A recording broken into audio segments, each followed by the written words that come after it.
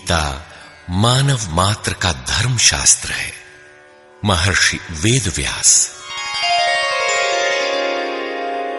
श्री कृष्णकालीन महर्षि वेदव्यास से पूर्व कोई भी शास्त्र पुस्तक के रूप में उपलब्ध नहीं था।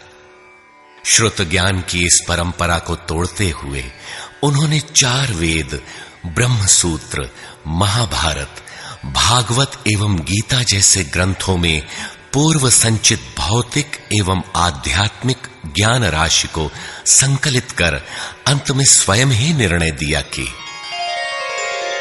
गीता सुगीता कर्तव्या किमन्यै शास्त्र विस्तरे या स्वयं पद्मनाभस्य मुखपद्माद विनिसृता। भीष्म पर। गीता भली प्रकार मनन करके हृदय में धारण करने योग्य है, जो पद्मनाभ भगवान के श्रीमुख से निःसृत वाणी है। फिर अन्य शास्त्रों के संग्रह की क्या आवश्यकता? मानव सृष्टि के आदि में भगवान श्री कृष्ण के श्रीमुख से निःसृत अविनाशी योग अर्थात श्रीमद् भगवद गीता, जिसकी विस्तृत व्याख्या वेद और उपनिषद है, विस्मृति आ जाने पर उसी आदि शास्त्र को भगवान श्री कृष्ण ने अर्जुन के प्रति पुनः प्रकाशित किया, जिसकी यथावत व्याख्या यथार्थ गीता है।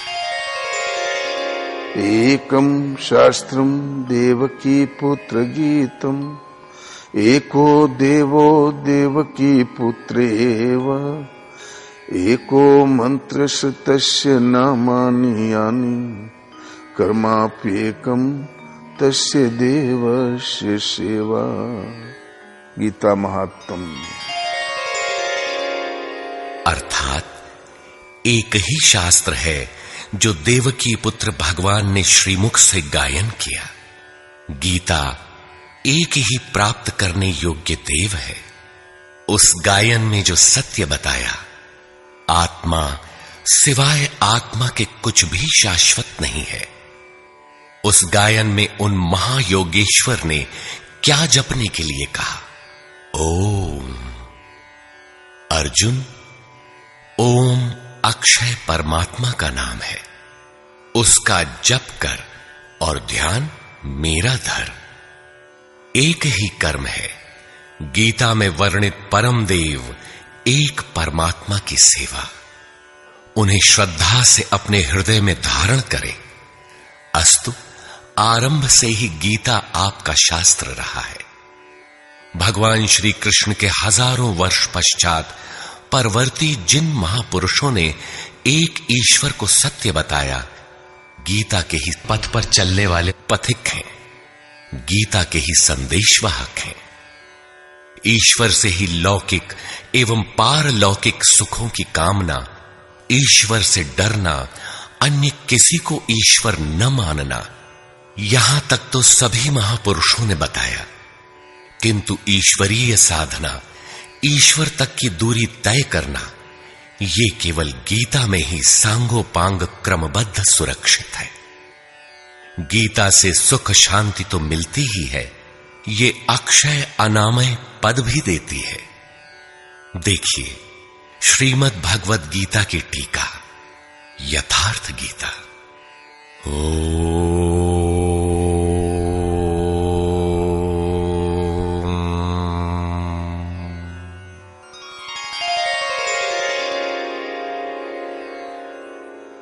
धर्म सिद्धांत 1। सभी प्रभु के पुत्र। ममैवांशो जीवलोके जीवभूतः सनातनः मनः षष्ठानीन्द्रियाणि प्रकृतिस्थानि कर्षति। सभी मानव ईश्वर की संतान है, मेरे विशुद्ध अंश हैं। मानव तन की सार्थकता। किम पुनर्ब्राह्मणा पुण्या भक्ता राजर्षयस्तथा अनित्यमसुखं लोकम् इमं प्राप्य भजस्व माम्।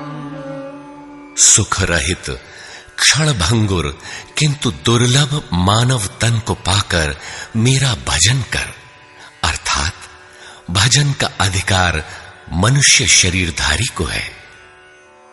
मनुष्य की केवल दो जाति, द्वौ भूत सर्गौ लोकेऽस्मिन् दैव आसुर एव च। दैवो विस्तरशः प्रोक्त आसुरं पार्थ मे शृणु। मनुष्य केवल दो प्रकार के हैं, देवता और असुर। जिसके हृदय में दैवी संपत्ति कार्य करती है वो देवता है, तथा जिसके हृदय में आसुरी संपत्ति कार्य करती है वो असुर है। तीसरी कोई अन्य जाति सृष्टि में नहीं है। हर कामना ईश्वर से सुलभ। त्रैविद्या मां सोमपाः पूतपापाः यज्ञैरिष्ट्वा स्वर्गतिं प्रार्थयन्ते। ते पुण्यमासाद्य सुरेन्द्रलोकम् अश्नन्ति दिव्यान् दिवि देवभोगान्। मुझे भजकर लोग स्वर्ग तक की कामना करते हैं, मैं उन्हें देता हूं। अर्थात सब कुछ एक परमात्मा से सुलभ है। भगवान की शरण से पापों का नाश।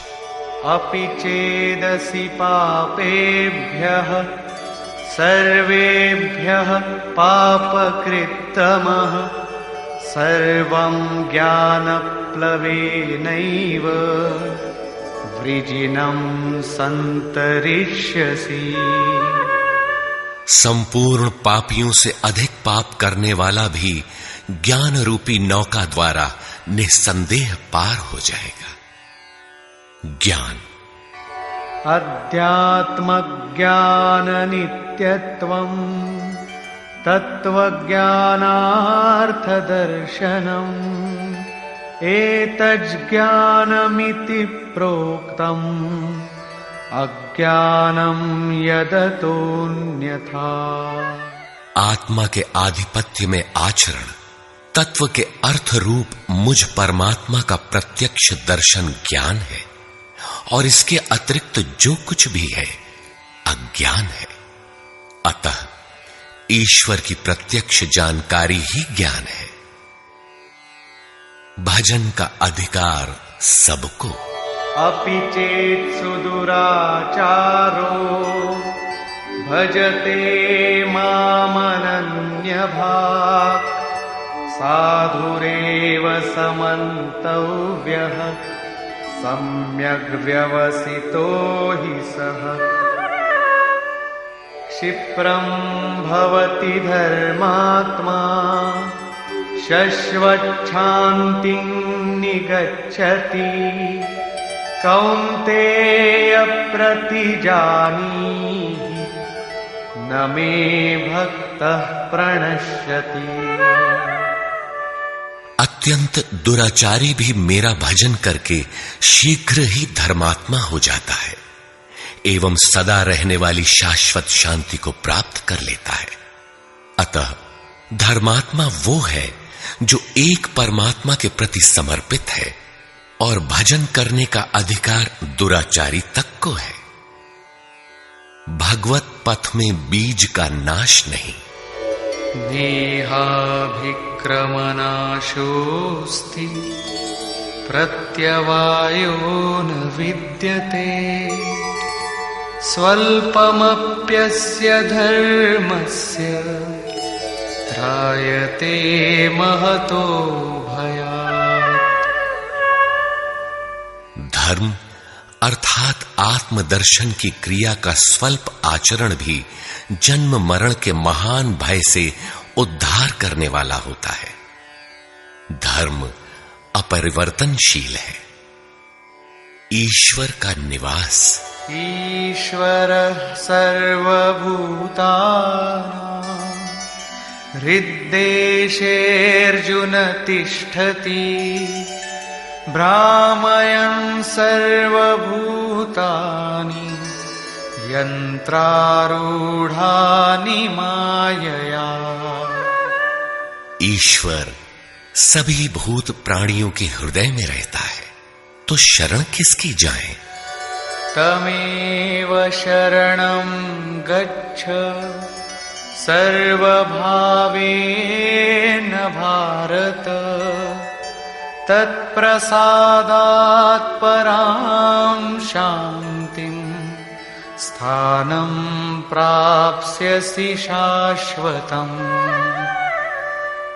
संपूर्ण भाव से उस हृदयस्थ एक परमात्मा की शरण में जाओ, जिसकी कृपा से तू परम शांति शाश्वत परम धाम को प्राप्त होगा।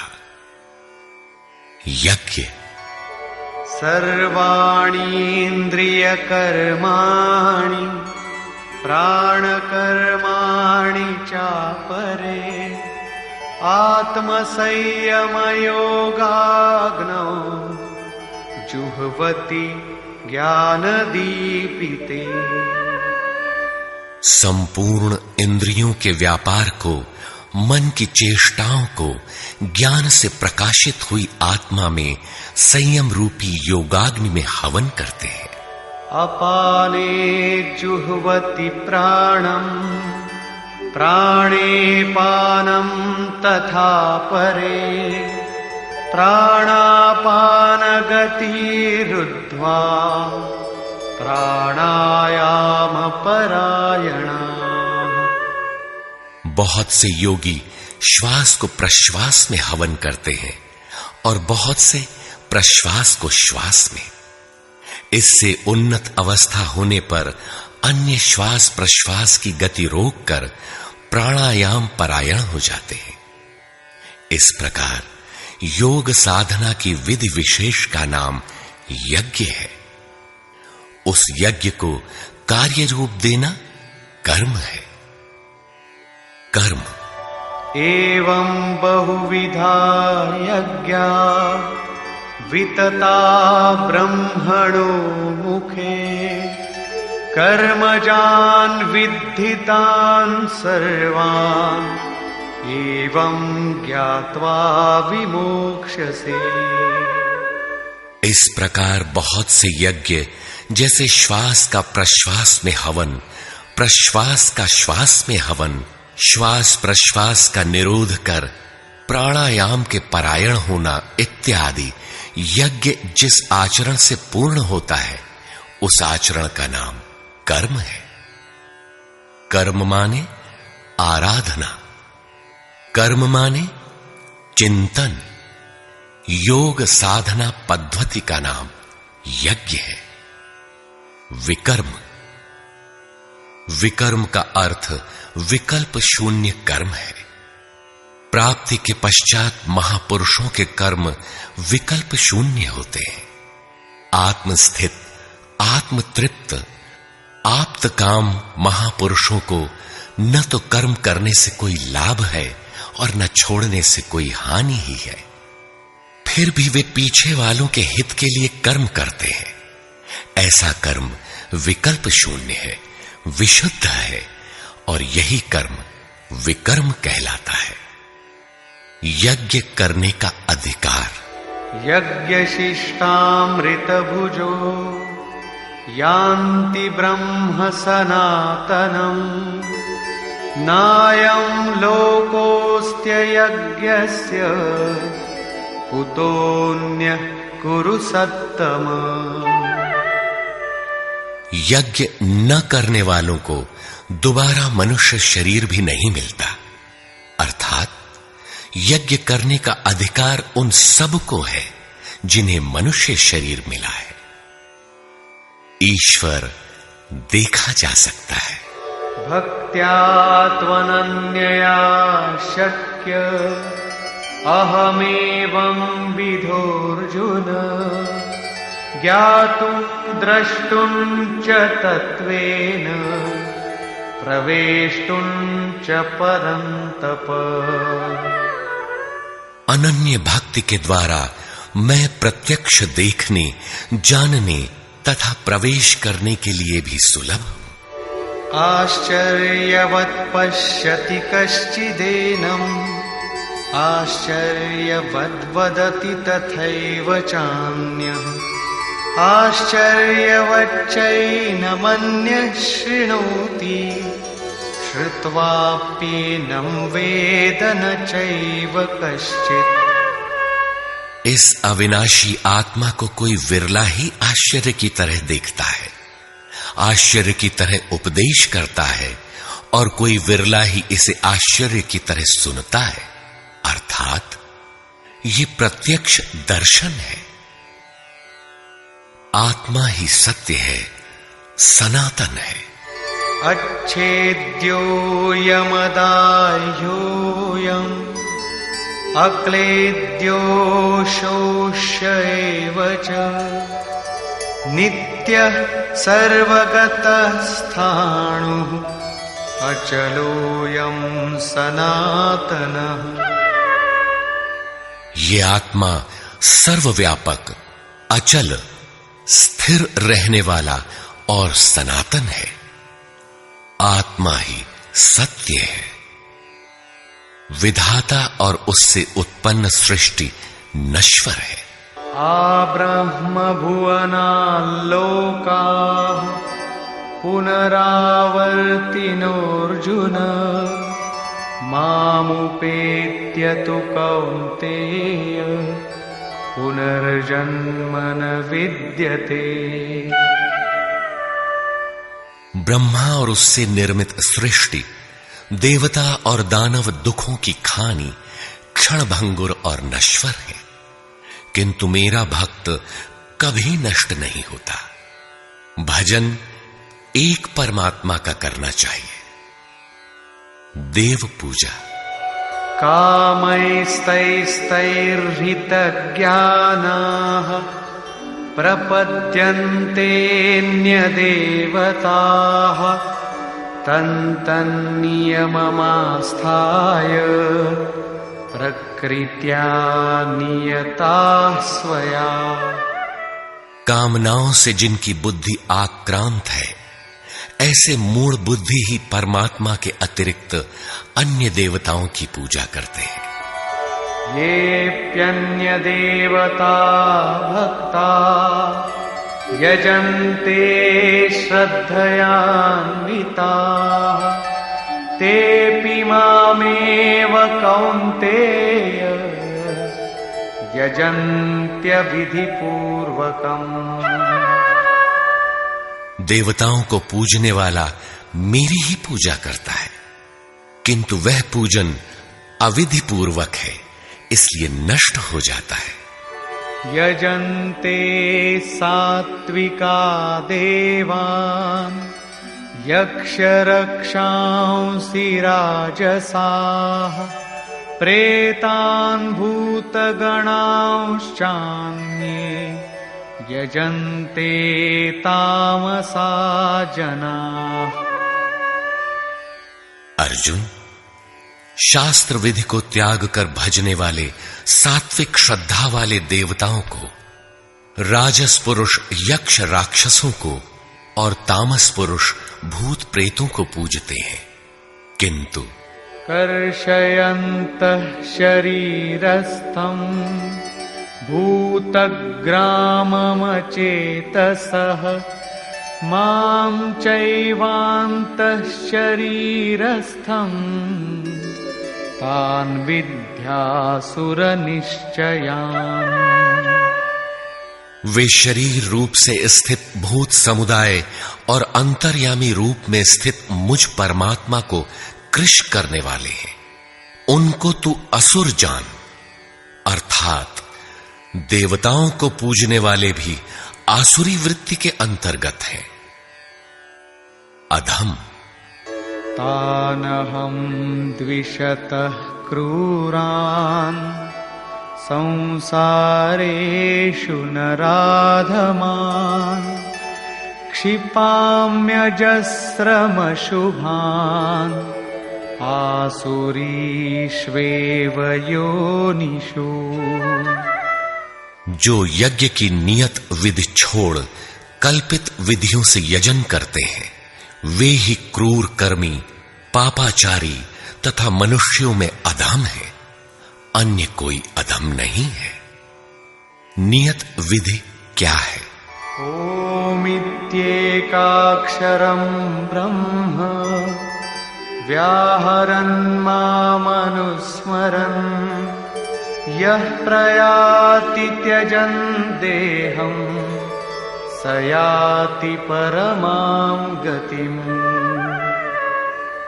ओम जो अक्षय ब्रह्म का परिचायक है, उसका जप तथा मुझ एक परमात्मा का स्मरण, तत्वदर्शी महापुरुष के संरक्षण में ध्यान।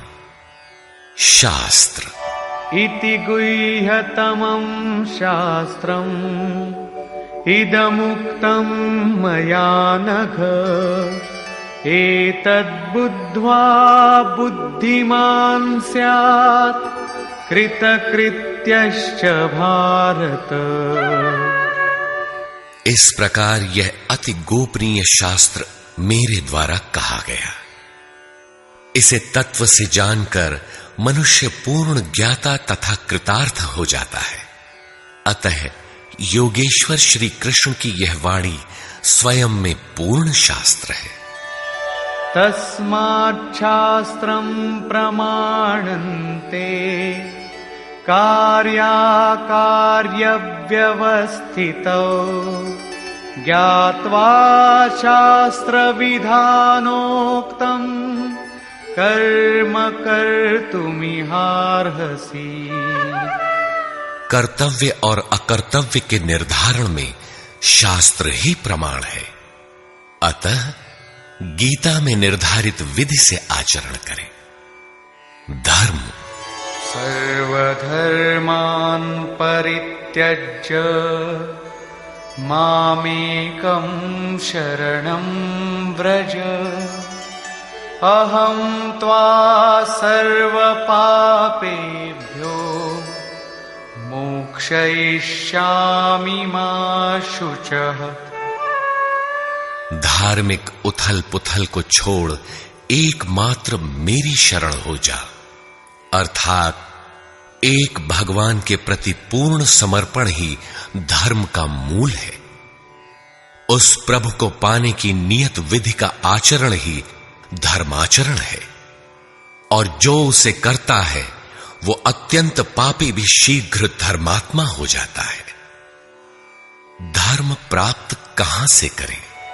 ब्रह्मणो हि प्रतिष्ठाहम् अमृतस्याव्ययस्य च शाश्वतस्य च धर्मस्य सुखस्यैकान्तिकस्य च। उस अविनाशी ब्रह्म का, अमृत का, शाश्वत धर्म का और अखंड एक रस आनंद का मैं ही आश्रय हूं, अर्थात परमात्म स्थित सद्गुरु ही इन सब का आश्रय है। नोट: विश्व के सारे धर्मों की सत्य धारा एक ईश्वर गीता का ही प्रसारण है।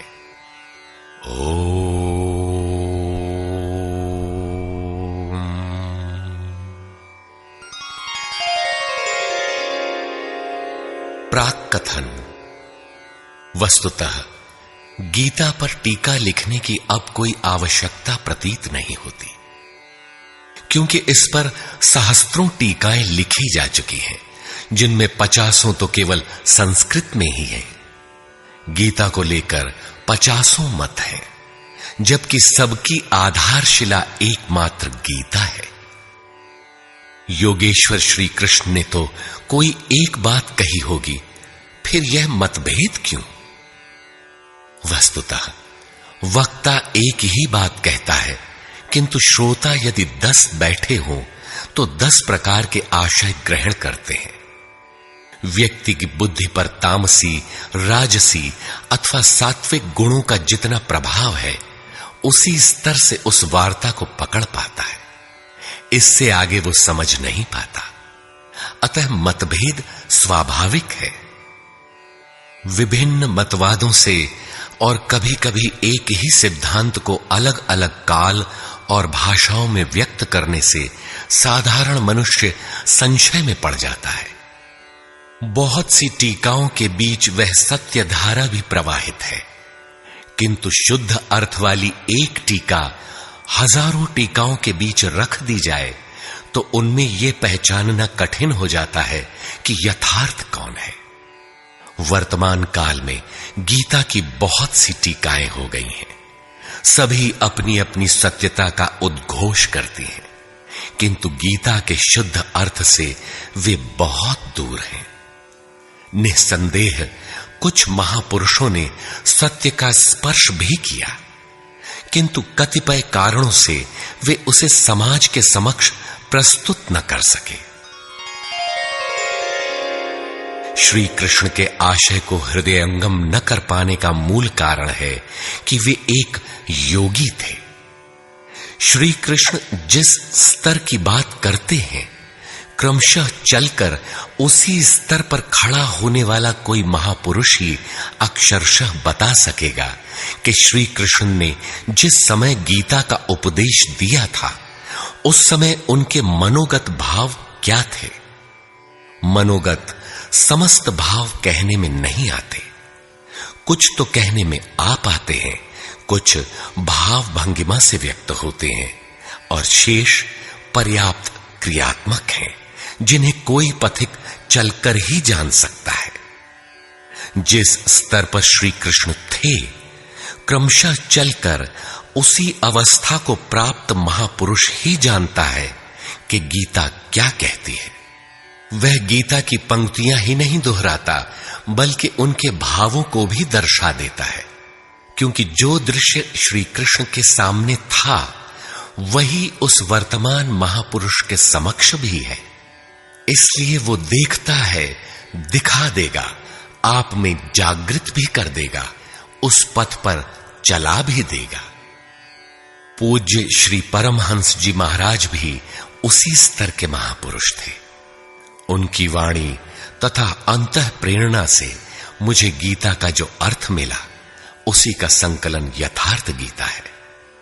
इसमें मेरा अपना कुछ भी नहीं है। यह क्रियात्मक है। साधन अपनाने वाले प्रत्येक पुरुष को इसी परिधि से गुजरना होगा। जब तक वो इससे अलग है, तब तक स्पष्ट है कि वो साधन नहीं करता, किसी न किसी प्रकार की लकीर अवश्य पीटता है। अतः किसी महापुरुष की शरण ले। श्री कृष्ण ने किसी अन्य सत्य को नहीं बताया, बल्कि कहा, ऋषिभिर बहुधा गीतम। ऋषियों ने अनेकों बार जिसका गायन किया है, वही कहने जा रहा हूं। उन्होंने यह नहीं कहा कि उस ज्ञान को केवल मैं ही जानता हूं या मैं ही बताऊंगा, बल्कि कहा, किसी तत्वदर्शी के पास जाओ, निष्कपट भाव से सेवा करके उस ज्ञान को प्राप्त करो।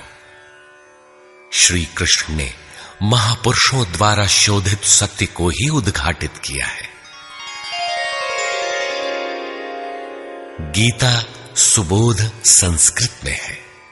यदि अन्वयार्थ ही लें तो गीता का अधिकांश आप स्वयं हृदयंगम कर सकेंगे, किंतु आप ज्यों का त्यों अर्थ नहीं लेते। उदाहरण के लिए श्री कृष्ण ने स्पष्ट कहा कि यज्ञ की प्रक्रिया ही कर्म है, फिर भी आप कहते हैं कि खेती करना कर्म है। यज्ञ को स्पष्ट करते हुए उन्होंने बताया कि यज्ञ में बहुत से योगी जन प्राण में अपान को हवन करते हैं, बहुत से अपान में प्राण को हवन करते हैं, बहुत से योगी प्राण अपान दोनों को रोककर प्राणायाम परायण हो जाते हैं, बहुत से योगी इंद्रियों की संपूर्ण प्रवृत्तियों को संयमाग्नि में हवन करते हैं, इस प्रकार श्वास प्रश्वास का चिंतन यज्ञ है। मन सहित इंद्रियों का संयम यज्ञ है। शास्त्रकार ने स्वयं यज्ञ बताया, फिर भी आप कहते हैं कि विष्णु के निमित्त स्वाहा बोलना, अग्नि में जौ तिल घी का हवन करना यज्ञ है। उन योगेश्वर ने ऐसा एक शब्द भी नहीं कहा। क्या कारण है कि आप समझ नहीं पाते? बाल की खाल निकालकर रटने पर भी क्यों वाक्य विन्यास ही आपके हाथ लगता है? आप अपने को यथार्थ जानकारी से शून्य ही क्यों पाते हैं? वस्तुतः मनुष्य जन्म लेकर क्रमशः बड़ा होता है तो पैतृक संपत्ति, घर, दुकान, जमीन जायदाद, पद प्रतिष्ठा, गाय भैंस, यंत्र उपकरण इत्यादि उसे विरासत में मिलती है। ठीक इसी प्रकार उसे कुछ रूढ़ियां, परंपराएं, पूजा पद्धतियां भी विरासत में मिल जाती हैं। 33 करोड़ देवी देवता तो भारत में बहुत पहले गिने गए थे। विश्व में उनके अनगिनत रूप हैं। शिशु ज्यों-ज्यों बड़ा होता है, अपने माता पिता, भाई बहन, पास पड़ोस में इनकी पूजा देखता है। परिवार में प्रचलित पूजा पद्धतियों की अमिट छाप उसके मस्तिष्क पर पड़ जाती है। देवी की पूजा मिली तो जीवन भर देवी देवी रटता है।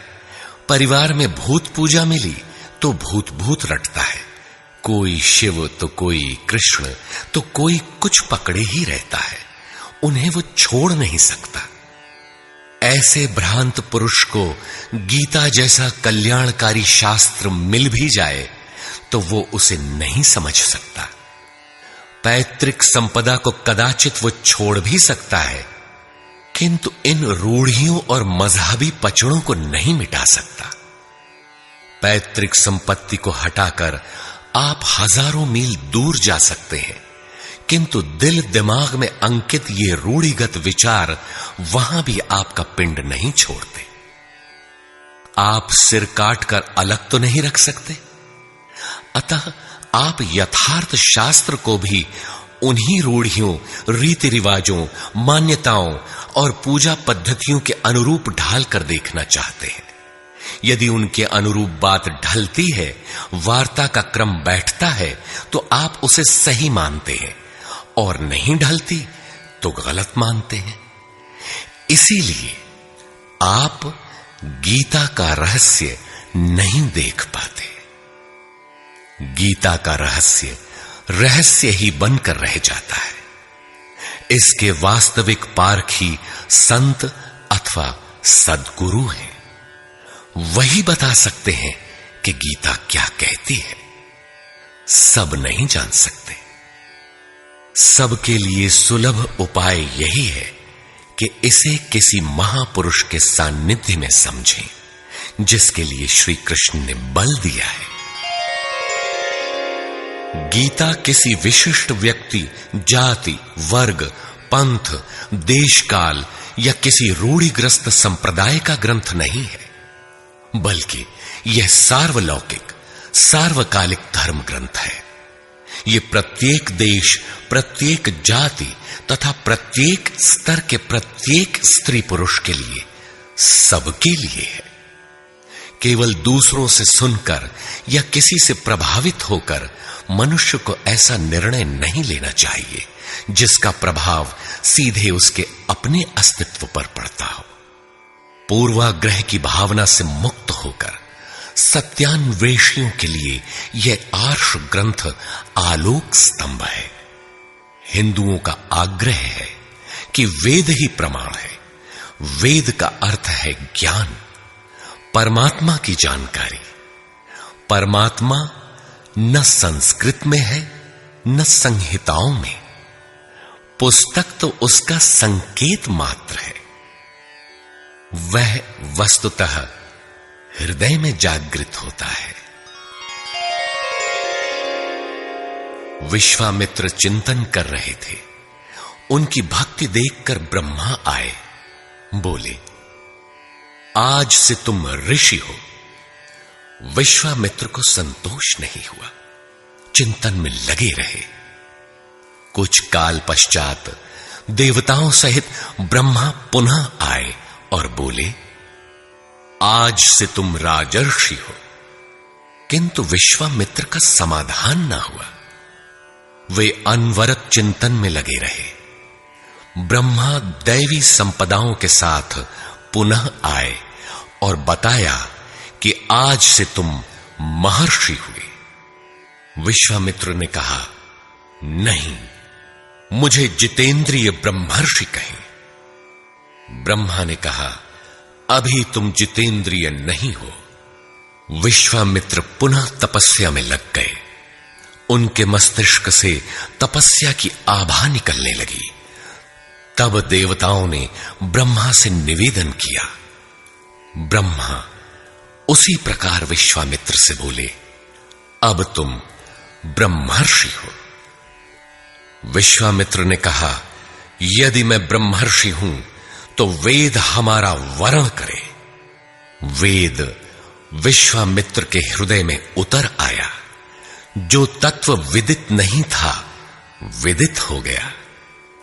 यही वेद है, न कि पोथी।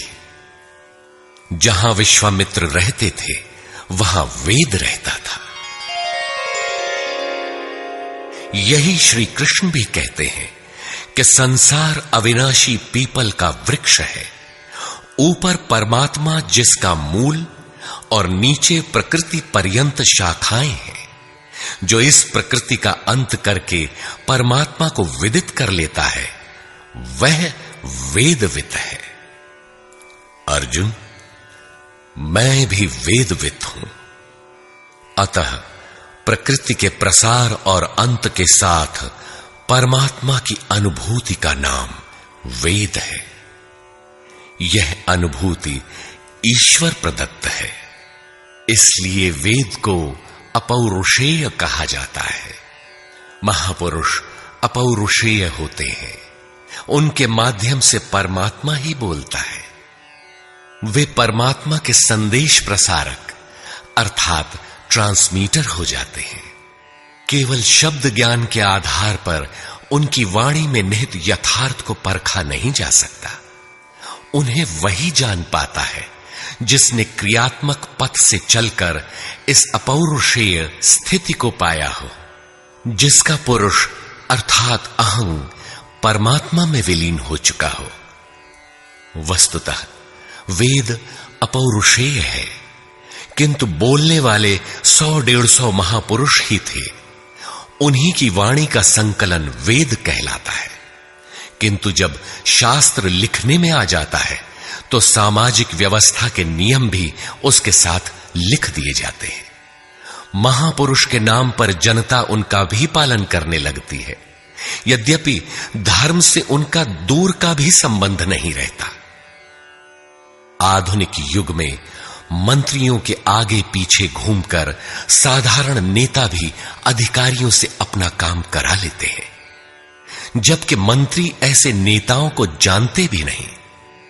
इसी प्रकार सामाजिक व्यवस्थाकार महापुरुष की ओट में जीने खाने की व्यवस्था भी ग्रंथों में लिपिबद्ध कर देते हैं। उनका सामाजिक उपयोग तत्सामयिक ही होता है। वेदों के संबंध में भी यही है। वेद के 2 भाग हैं, कर्मकांड और ज्ञान कांड। कर्मकांड समाज शास्त्र है, जैसे वास्तुशास्त्र, आयुर्वेद, धनुर्वेद, गंधर्व वेद इत्यादि। ज्ञान कांड उपनिषद है। उनका भी मूल योगेश्वर श्री कृष्ण की प्रथम वाणी गीता है। सारांशत गीता अपौरुषेय परमात्मा से समुद्भूत उपनिषद सुधा का सार सर्वस्व है। इसी प्रकार प्रत्येक महापुरुष जो परम तत्व को प्राप्त कर लेता है, स्वयं में धर्म ग्रंथ है। उसकी वाणी का संकलन विश्व में कहीं भी हो, शास्त्र कहलाता है। किंतु कतिपय धर्मावलंबियों का यह कथन है कि जितना कुरान में लिखा है उतना ही सच है। अब कुरान नहीं उतरेगा। ईसा मसीह पर विश्वास किए बिना स्वर्ग नहीं मिल सकता। वह ईश्वर का इकलौता बेटा था। अब ऐसा महापुरुष नहीं हो सकता। उनकी रूढ़िवादिता है। यदि उसी तत्व को साक्षात कर लिया जाए तो वही बात फिर होगी। गीता सार्वभौम है। धर्म के नाम पर प्रचलित विश्व के समस्त धर्म ग्रंथों में गीता का स्थान अद्वितीय है। यह स्वयं में धर्मशास्त्र ही नहीं बल्कि अन्य धर्म ग्रंथों में निहित सत्य का मानदंड भी है। गीता वह कसौटी है जिस पर प्रत्येक धर्म ग्रंथ में अनुस्यूत सत्य अनावृत हो उठता है। परस्पर विरोधी कथनों का समाधान निकल आता है। प्रत्येक धर्म ग्रंथ में संसार में जीने खाने की कला और कर्म कांडों का बाहुल्य है। जीवन को आकर्षक बनाने के लिए उन्हें करने तथा न करने के रोचक भयानक वर्णनों से धर्म ग्रंथ भरे पड़े हैं। कर्म कांडों की इसी परंपरा को जनता धर्म समझने लगती है। जीवन निर्वाह की कला के लिए निर्मित पूजा पद्धतियों में देश काल और परिस्थितियों के अनुसार परिवर्तन स्वाभाविक है। धर्म के नाम पर समाज में कलह का यही एकमात्र कारण है। गीता इन क्षणिक व्यवस्थाओं से ऊपर उठकर आत्मिक पूर्णता में प्रतिष्ठित करने का क्रियात्मक अनुशीलन है, जिसका एक भी श्लोक भौतिक जीवन यापन के लिए नहीं है। इसका प्रत्येक श्लोक आपसे आंतरिक युद्ध आराधना की मांग करता है। तथाकथित धर्म ग्रंथों की भांति यह आपको स्वर्ग या नर्क के द्वंद्व में फंसाकर नहीं छोड़ता, बल्कि उस अमरत्व की उपलब्धि कराता है जिसके पीछे जन्म मृत्यु का बंधन नहीं रह जाता। प्रत्येक महापुरुष की अपनी शैली और कुछ अपने विशिष्ट शब्द होते हैं। योगेश्वर श्री कृष्ण ने भी गीता में कर्म, यज्ञ, वर्ण, वर्ण संकर, युद्ध, क्षेत्र, ज्ञान इत्यादि शब्दों पर बार बार बल दिया है। इन शब्दों का अपना आशय है और पुनरावृत्ति में भी इनका अपना सौंदर्य है। हिंदी रूपांतरण में इन शब्दों को उसी आशय में लिया गया है तथा आवश्यक स्थलों की व्याख्या भी की गई है। गीता के आकर्षण निम्नलिखित प्रश्न हैं, जिनका आशय आधुनिक समाज खो चुका है। वे इस प्रकार हैं जिन्हें यथार्थ गीता में आप पाएंगे। श्री कृष्ण एक योगेश्वर थे। सत्य, आत्मा ही सत्य है। सनातन, आत्मा सनातन है, परमात्मा सनातन है। सनातन धर्म परमात्मा से मिलाने वाली क्रिया है। युद्ध दैवी एवं आसुरी संपदाओं का संघर्ष युद्ध है। ये अंतःकरण की दो प्रवृत्तियां हैं। इन दोनों का मिटना परिणाम है। युद्ध स्थान, यह मानव शरीर और मन सहित इंद्रियों का समूह युद्ध स्थल है। ज्ञान, परमात्मा की प्रत्यक्ष जानकारी ज्ञान है। योग, संसार के संयोग वियोग से रहित अव्यक्त ब्रह्म के मिलन का नाम योग है। ज्ञान योग, आराधना ही कर्म है। अपने पर निर्भर होकर कर्म में प्रवृत्त होना ज्ञान योग है। निष्काम कर्म योग, इष्ट पर निर्भर होकर समर्पण के साथ कर्म में प्रवृत्त होना निष्काम कर्म योग है। श्री कृष्ण ने किस सत्य को बताया? श्री कृष्ण ने उसी सत्य को बताया जिसको तत्वदर्शियों ने पहले देख लिया था और आगे भी देखेंगे। यज्ञ साधना की विधि विशेष का नाम यज्ञ है। कर्म यज्ञ को कार्य रूप देना ही कर्म है। वर्ण आराधना की एक ही विधि जिसका नाम कर्म है, जिसको 4 श्रेणियों में बांटा है, वही 4 वर्ण है। ये एक ही साधक का ऊंचा नीचा स्तर है, न कि जाति। वर्ण संकर परमात्म पथ से च्युत होना, साधन में भ्रम उत्पन्न हो जाना वर्ण संकर है। मनुष्य की श्रेणी अंतःकरण के स्वभाव के अनुसार मनुष्य 2 प्रकार का होता है, एक देवताओं जैसा, दूसरा असुरों जैसा।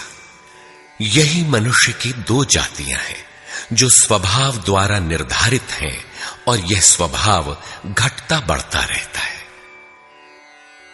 देवता हृदय देश में परम देव परमात्मा का देवत्व अर्जित कराने वाले गुणों का समूह है।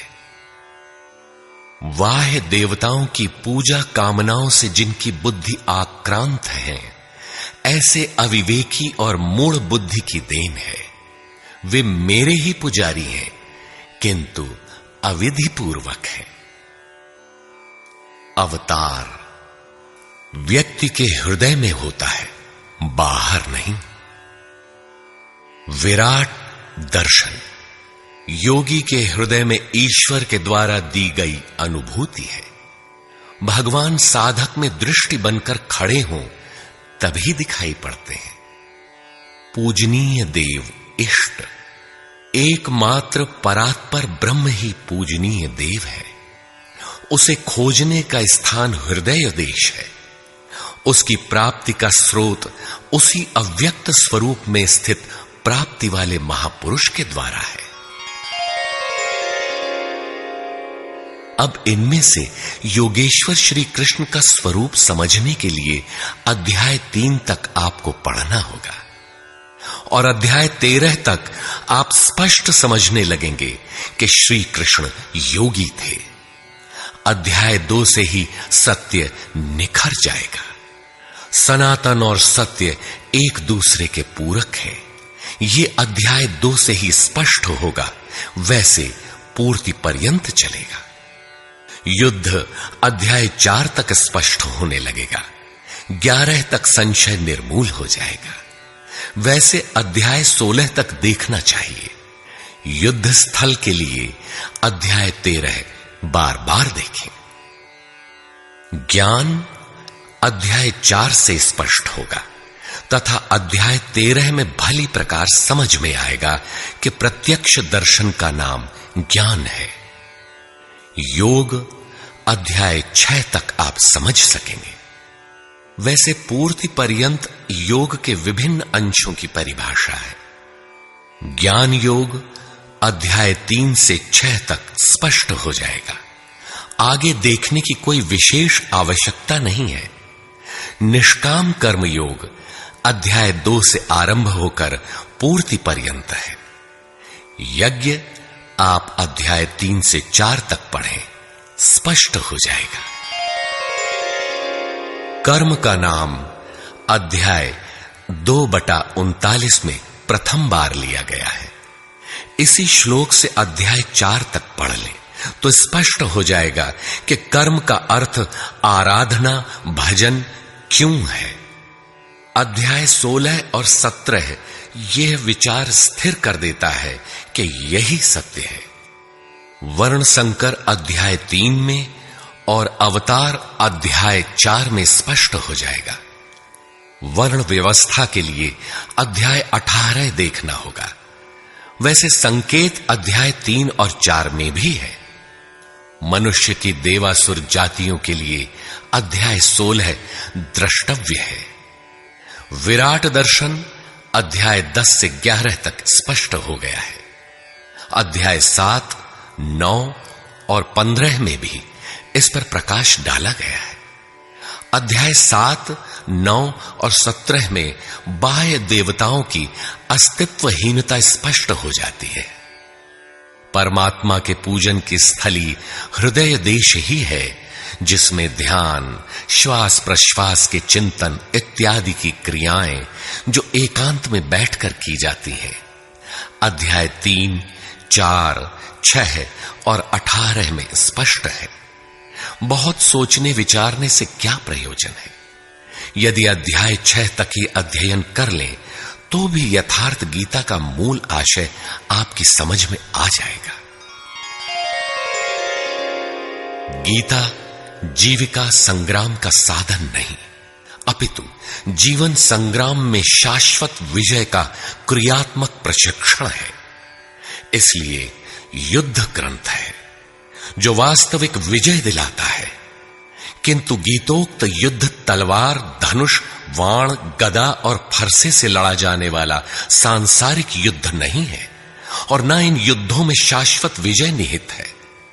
ये सत प्रवृत्तियों का संघर्ष है, जिनके रूपकात्मक वर्णन की परंपरा रही है। वेद में इंद्र और वृत्र, विद्या और अविद्या, पुराणों में देवासुर संग्राम, महाकाव्यों में राम और रावण, कौरव एवं पांडवों के संघर्ष को ही गीता में धर्म क्षेत्र और कुरुक्षेत्र, दैवी संपद एवं आसुरी संपद, सजातीय एवं विजातीय, सद्गुण एवं दुर्गुणों का संघर्ष कहा गया है। यह संघर्ष जहां होता है वह स्थान कहां है?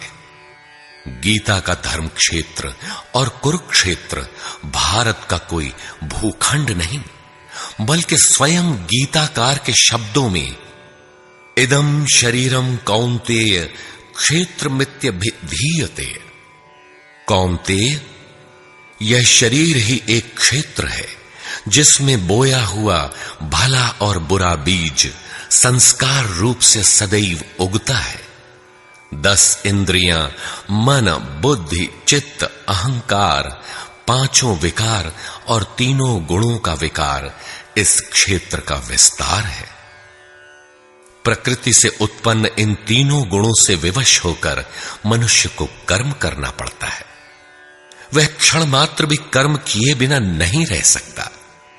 पुनरपि जननम पुनरपि मरणम पुनरपि जननी जठरे शयनम। जन्म जन्मांतरों से करते ही तो बीत रहा है, यही कुरुक्षेत्र है। सद्गुरु के माध्यम से साधना के सही दौर में पढ़कर साधक जब परम धर्म परमात्मा की ओर अग्रसर होता है, तब यह क्षेत्र धर्म क्षेत्र बन जाता है। यह शरीर ही क्षेत्र है। इसी शरीर के अंतराल में अंतःकरण की 2 प्रवृत्तियां पुरातन हैं, दैवी संपद और आसुरी संपद। दैवी संपद में है पुण्य रूपी पांडु और कर्तव्य रूपी कुंती। पुण्य जागृत होने से पहले मनुष्य जो कुछ भी कर्तव्य समझकर करता है, अपनी समझ से वह कर्तव्य ही करता है, किंतु उससे कर्तव्य होता नहीं, क्योंकि पुण्य के बिना कर्तव्य को समझा ही नहीं जा सकता। कुंती ने पांडु से संबंध होने से पूर्व जो कुछ भी अर्जित किया वह था कर्ण। आजीवन कुंती के पुत्रों से लड़ता रह गया। पांडवों का दुर्धर्ष शत्रु यदि कोई था तो वह था कर्ण। विजातीय कर्म ही कर्ण है, जो बंधनकारी है, जिससे परंपरागत रूढ़ियों का चित्रण होता है। पूजा पद्धतियां पिंड नहीं छोड़ती। पुण्य जागृत होने पर धर्म रूपी युधिष्ठिर, अनुराग रूपी अर्जुन, भाव रूपी भीम, नियम रूपी नकुल, सत्संग रूपी सहदेव, सात्विकता रूपी सात्यकी, काया में सामर्थ्य रूपी काशीराज, कर्तव्य के द्वारा भव पर विजय कुंती भोज इत्यादि इष्टोन्मुखी मानसिक प्रवृत्तियों का उत्कर्ष होता है, जिनकी गणना 7 अक्षौहिणी है। अक्ष दृष्टि को कहते हैं। सत्यमयी दृष्टिकोण से जिसका गठन है वह है दैवी संपद। परम धर्म परमात्मा तक की दूरी तय कराने वाली ये 7 सीढ़ियां, 7 भूमिकाएं हैं। न कि कोई गणना विशेष। वस्तुतः ये प्रवृत्तियां अनंत हैं। दूसरी ओर है कुरुक्षेत्र, जिसमें 10 इंद्रियां और 1 मन 11 अक्षौहिणी सेना है। मन सहित इंद्रियमयी दृष्टिकोण से जिसका गठन है वह है आसुरी संपद, जिसमें है अज्ञान रूपी धृतराष्ट्र, जो सत्य को जानते हुए भी अंधा बना रहता है। उसकी सहचारिणी है गांधारी, इंद्रिय आधार वाली प्रवृत्ति। इनके साथ हैं मोह रूपी दुर्योधन, दुर्बुद्धि रूपी दुःशासन, विजातीय कर्म रूपी कर्ण, भ्रम रूपी भीष्म, द्वैत के आचरण रूपी द्रोणाचार्य, आसक्ति रूपी अश्वत्थामा, विकल्प रूपी विकर्ण, अधूरी साधना में कृपा के आचरण रूपी कृपाचार्य, और इन सब के बीच जीव रूपी विदुर है, जो रहता है अज्ञान में, किंतु दृष्टि सदैव पांडवों पर है।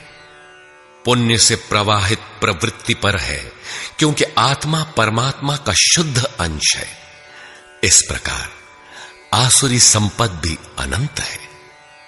क्षेत्र एक ही है, यह शरीर, इसमें लड़ने वाली प्रवृत्तियां 2 हैं।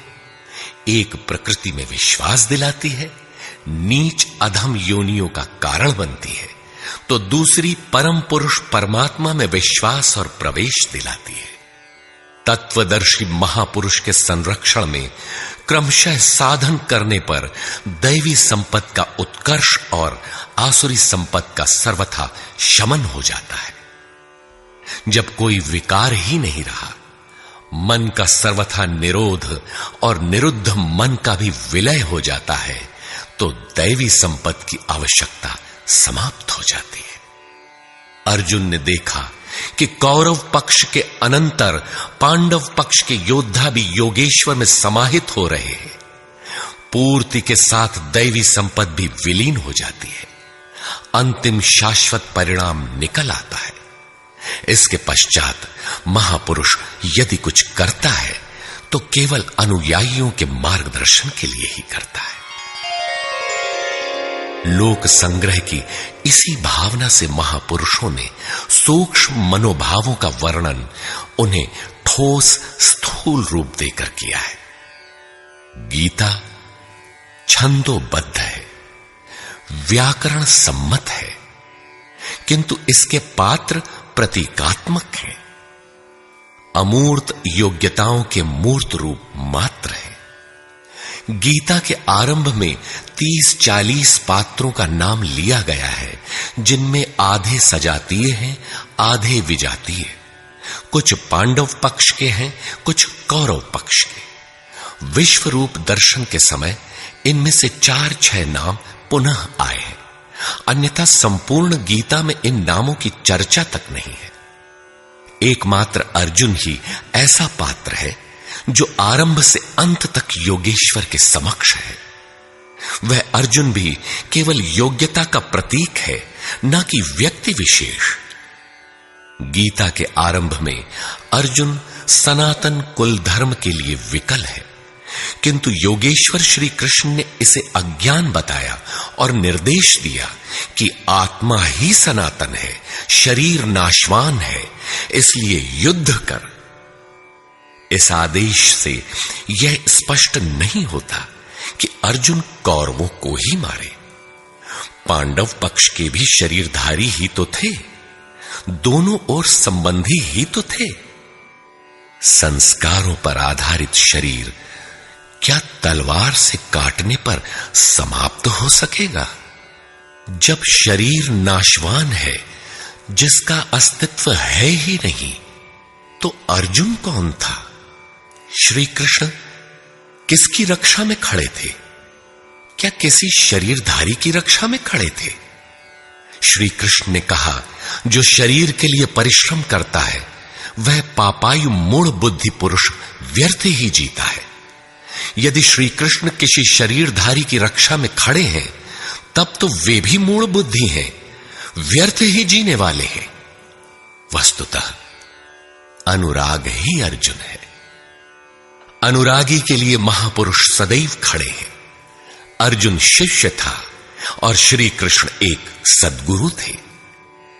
विनयावनत होकर उसने कहा, धर्म के मार्ग में मोहित चित्त मैं आपसे पूछता हूं, जो श्रेय अर्थात परम कल्याणकारी हो वह उपदेश मेरे प्रति कहिए। अर्जुन श्रेय चाहता था, प्रेय अर्थात भौतिक पदार्थ नहीं। केवल कहिए ही नहीं, साधिए, संभालिए। मैं आपका शिष्य हूं, आपकी शरण में हूं। इसी प्रकार गीता में स्थान स्थान पर स्पष्ट है कि अर्जुन आर्त अधिकारी है और योगेश्वर श्री कृष्ण एक सद्गुरु हैं। वे सद्गुरु अनुरागी के साथ सदैव रहते हैं, उनका मार्गदर्शन करते हैं। जब भावुकतावश कोई व्यक्ति पूज्य महाराज जी के पास रहने का आग्रह करने लगता है, तब वे कहा करते थे, जाओ, शरीर से कहीं रहो, मन से मेरे पास आते रहो। प्रातः सायं राम शिव ओम किसी 1, 2, 2.5 अक्षर के नाम का जाप करो और मेरे स्वरूप का हृदय में ध्यान धरो। 1 मिनट भी स्वरूप पकड़ लोगे तो जिसका नाम भजन है वो मैं तुम्हें दूंगा। इससे अधिक पकड़ने लगोगे तो हृदय से रथी बनकर सदैव तुम्हारे साथ रहूंगा। जब सुरत पकड़ में आ जाती है तो इसके बाद महापुरुष इतना ही पास में रहते हैं जितना हाथ, पांव, नाक, कान इत्यादि आपके पास है। आप हजारों किलोमीटर दूर क्यों ना हो, वह सदैव समीप है। मन में विचारों के उठने से भी पहले वे मार्गदर्शन करने लग जाते हैं। अनुरागी के हृदय में वह महापुरुष सदैव आत्मा से अभिन्न होकर जागृत रहते हैं। अर्जुन अनुराग का प्रतीक है। गीता के 11वें अध्याय में योगेश्वर श्री कृष्ण का ऐश्वर्य देखने पर अर्जुन अपनी क्षुद्र त्रुटियों के लिए क्षमा याचना करने लगा। श्री कृष्ण ने क्षमा किया और याचना के अनुरूप सौम्य स्वरूप में आकर कहा, अर्जुन, मेरे स्वरूप को न पहले किसी ने देखा है और न भविष्य में कोई देख सकेगा। तब तो गीता हम लोगों के लिए व्यर्थ है, क्योंकि उस दर्शन की योग्यताएं अर्जुन तक सीमित रह गईं। जबकि उसी समय संजय देख रहा था, पहले भी उन्होंने कहा, बहुत से योगी जन ज्ञान रूपी तप से पवित्र होकर मेरे साक्षात स्वरूप को प्राप्त कर चुके हैं। अंततः वे महापुरुष कहना क्या चाहते हैं? वस्तुतः अनुराग ही अर्जुन है, जो आपके हृदय की भावना विशेष है। अनुराग विहीन पुरुष न कभी पूर्व में देख सका है और न ही अनुराग विहीन पुरुष भविष्य में कभी देख सकेगा। मिले ही न रघुपति बिनु अनुरागा, किए जोग तब ज्ञान बिरागा। अतः अर्जुन एक प्रतीक है। यदि प्रतीक नहीं है तो गीता का पीछा छोड़ दें। गीता आपके लिए नहीं है, क्योंकि उस दर्शन की योग्यता अर्जुन तक ही सीमित रह गई। अध्याय के अंत में योगेश्वर निर्णय देते हैं, अर्जुन, अनन्य भक्ति और श्रद्धा द्वारा मैं इस प्रकार प्रत्यक्ष देखने के लिए, अर्थात जैसा तूने देखा, तत्व से स्पष्ट जानने के लिए और प्रवेश करने के लिए भी सुलभ हूं। अनन्य भक्ति अनुराग का ही दूसरा रूप है और यही अर्जुन का स्वरूप भी है। अर्जुन पथिक का प्रतीक है। इस प्रकार गीता के पात्र प्रतीकात्मक हैं, यथा स्थान उनका संकेत है। रहे हो कोई ऐतिहासिक श्री कृष्ण और अर्जुन, निश्चय ही हुआ हो कोई विश्व युद्ध, किंतु गीता में भौतिक युद्ध का चित्रण कदापि नहीं है। उस ऐतिहासिक युद्ध के मुहाने पर घबराया तो था अर्जुन, न कि सेना। सेना तो लड़ने को तैयार खड़ी थी। क्या गीता का उपदेश देकर श्री कृष्ण ने सव्यसाची अर्जुन को सेना की योग्यता का बनाया? वस्तुतः साधन लिखने में नहीं आता, सब कुछ पढ़ लेने के बाद भी चलना शेष ही रहता है। यही प्रेरणा यथार्थ गीता है।